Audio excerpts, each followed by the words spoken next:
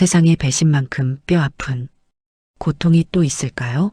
특히 그 배신이 내가 세상에서 가장 사랑하고 믿었던 두 사람에게서 비롯된 것이라면 말입니다. 저는 한때 세상에서 가장 행복한 여자라고 생각했습니다. 성공하고 다정한 남편, 화목한 가정을 모두 가졌으니까요.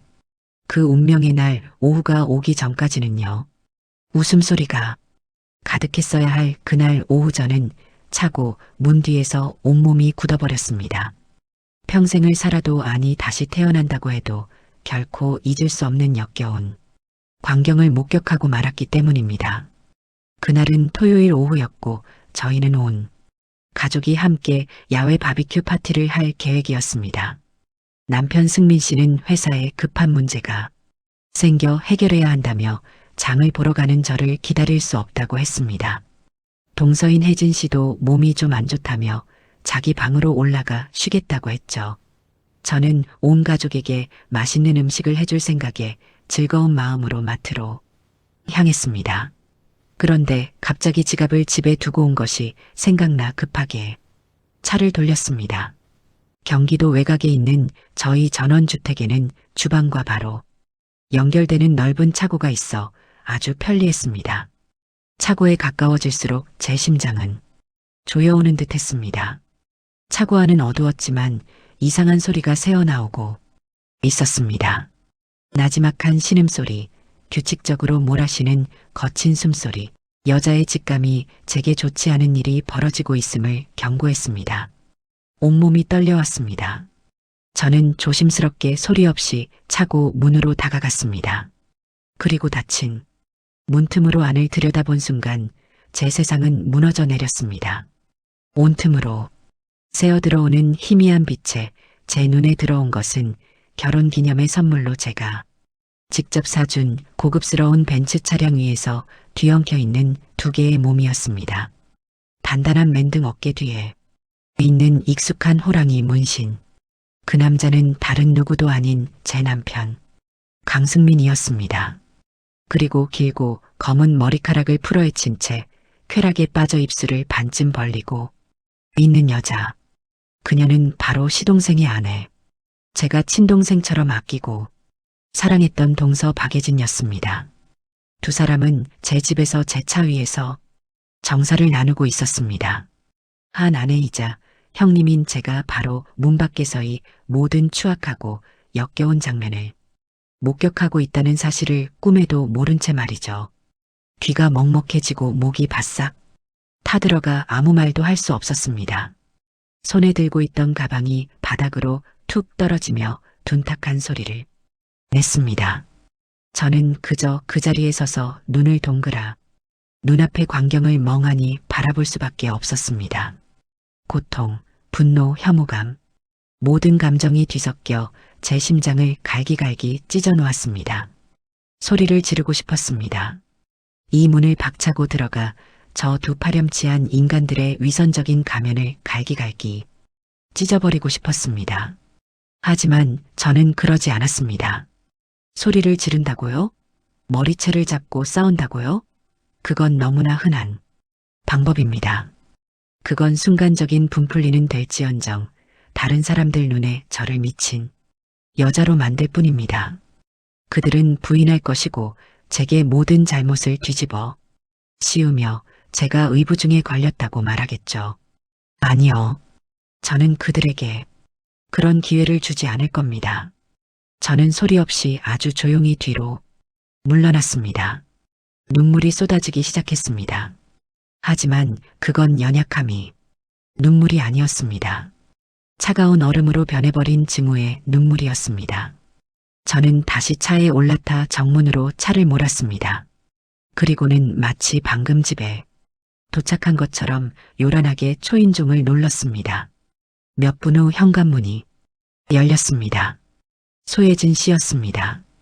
그녀는 어느새 단정한 옷으로 갈아입고 머리까지 깔끔하게 묶어 올린 상태였죠. 그녀는 저를 보며 가식적으로 달콤한 미소를 지었습니다. 어머, 형님, 벌써 오셨어요? 아, 지갑을 깜빡해서 다시 가지러 왔어. 저는 제 자신도 놀랄 만큼 태연한 목소리로 대답했습니다. 저는 집 안으로 들어서며 그녀를 스쳐 지나갔습니다.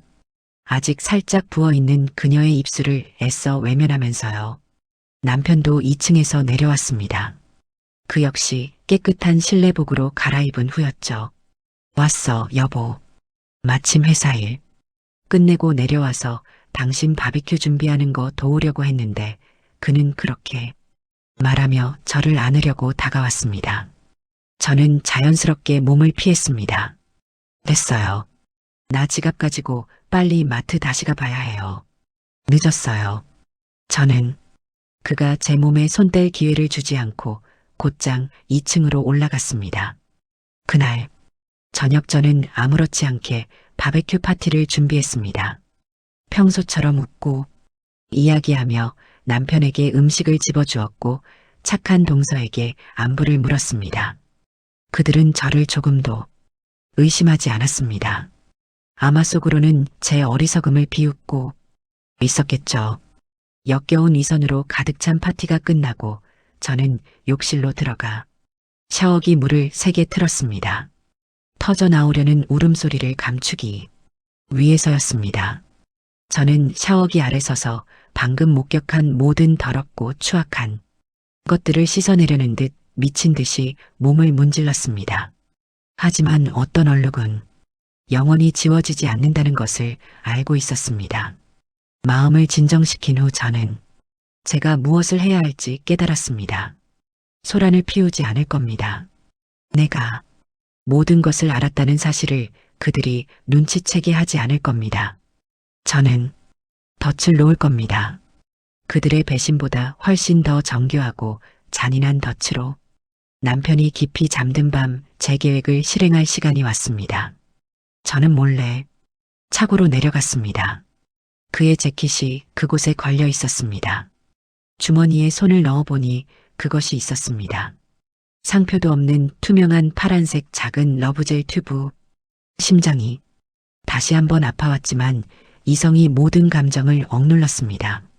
저는 러브젤을 들고 서재로 갔습니다. 집안 물건을 수리하는 공고함이 있는 서랍을 열었죠. 거기서 한 가지를 꺼냈습니다. 강력 순간 접착제였습니다. 저는 다시 욕실로 돌아가 문을 잠갔습니다. 희미한 조명 아래 저는 침착하게 러브젤 튜브의 뚜껑을 열었습니다. 그리고 천천히 하지만 단호하게 순간 접착제 한 통을 전부 그 안에 짜넣었습니다. 작은 이쑤 시계를 이용해 접착제가 투명한 젤에 완벽하게 섞여 어떤 흔적도 남지 않도록 조심스럽게 저었습니다. 작업이 끝나자 저는 튜브 입구를 깨끗이 닫고 뚜껑을 닫은 뒤 아무 일도 없었다는 듯이 남편의 재킷 주머니 원래 자리에 넣어두었습니다.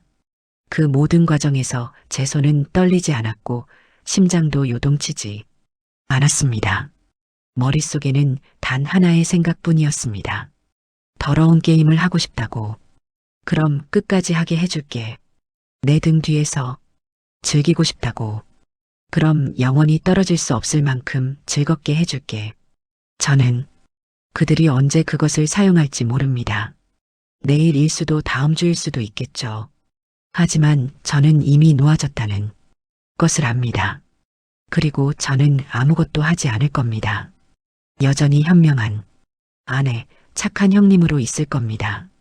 저는 그저 조용히 기다릴 겁니다. 그들의 처절한 비명소리가 울려 퍼질 그날을 그리고 그 멋진 연극을 감상할 나를요. 과연 저의 잔혹한 덫은 제대로 작동할까요? 그리고 진실이 가장 치욕스러운 방식으로 드러났을 때 배신자들의 비극은 어떻게 펼쳐질까요? 궁금하시다면 사연의 신 채널 구독과 알림 설정 부탁드립니다. 이 흥미진한 이야기의 다음 편을 놓치지 마세요.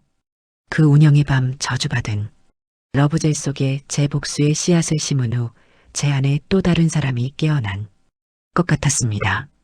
어제의 서유진 현명하고 다소 순진하며 남편을 절대적으로 믿었던 아내는 죽었습니다. 그녀는 차고문 뒤에서 음탕한 소리와 적나라한 배신의 현장에서 죽음을 맞이했습니다.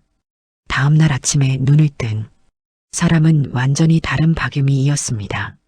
여전히 부드러운 미소, 따뜻한 눈빛을 하고 있었지만 그 뒤에는 저 자신도 놀랄 만큼의 냉철함과 치밀한 계산, 그리고 강철 같은 결단력이 숨어 있었습니다.